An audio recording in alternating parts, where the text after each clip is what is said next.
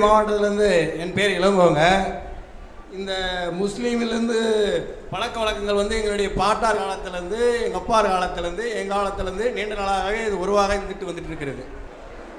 என்னுடைய கேள்வி என்ன என்றால், தாய் ஒரு தன் மகனை நீங்கள் சொன்னீர்கள், அதாவது கணவன் மனைவியும் சரியான முறையில் உறவுமுறையில் கொண்டாடுகிறான்னு சொல்லி, அதே போல் தாய் என்ன என்றால் தன் மகனை என்னை திருப்பி கொடுப்பார் என்ற உணர்வோடு எதையும் கொடுக்குவதில்லை. ஆனால் தன் மகனை காப்பாற்றி கொள்ள வேண்டும், தன் மகனை ஆளாக்கி கொள்ள வேண்டும் அப்படின்ற தாய் வளர்த்துகிறாள். ஆனால் மனைவி அப்படி கிடையாது. தன் கணவன் இதனால் கொடுத்தாதான் ஒரு கணவன் என்று ஏற்றுக்கொள்கிறார்கள். ஆனால் தாய் அப்படி கிடையாது. தன் மகனை வளர்த்துவதற்கு மிக முயற்சியாக வளர்த்துகிறார்கள். ஆனால் அந்த மகன் தாயை மகன் கண்டிப்பாக விரும்புவதும் இல்லை, அந்த தாயை வளர்த்துவதில்லை, தாய் கொடுத்ததில்லை. ஒரு ரூபாய் 100% கூட ஒரு பைசா கூட கொடுப்பதில்லை. அந்த தாய்க்கு என்னென்ற முக்கிய விளக்கத்தை இன்னைக்கு விரிவிக்க வேண்டும். இஸ்லாத்தில் தாயாருக்கு உரிய மதிப்பு என்ன என்று கேட்குறாரு. நபிகள் நாயகம் அவங்கள்ட்ட ஒருத்தர் கேட்குறாரு, மனிதர்களிலேயே நான் ரொம்ப உதவ வேண்டிய கடமைப்பட்ட ஆள் யார், நான் யாருக்கு ரொம்ப உதவணும், நான் ரொம்ப யாரை கவனிக்கணும் என்று கேட்கிறார். அப்போ நபிகள் நாயகம் சொல்கிறார்கள், உன்னுடைய தாய். அப்போ அவர் கேட்குறாரு, அடுத்து யார்? தாய் கவனிச்சுக்கிறேன், அடுத்து நான் யாரை கவனிக்கணும்? அப்போ நபிகள் நாயகம் சொல்கிறாங்க, உன்னுடைய தாய்ங்கிறாங்க.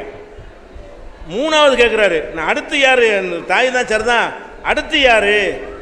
அது தாய்ங்கிறாங்க. 3 தடவை கேட்குறாரு யாரை நான் கவனிக்க வேண்டும் என்று. தாய் தாய் என்று 3 தடவையும் சொல்கிறார்கள். 4வது தடவை கேட்கும்போது இவன் தகப்பேன், அடுத்து நீ கவனிக்க வேண்டியாலும் தகப்பங்கிறாங்க. அப்போ இந்த தாய் என்பது பெத்த தகப்பனை விட 3 மடங்கு, 2வது கிடையாது.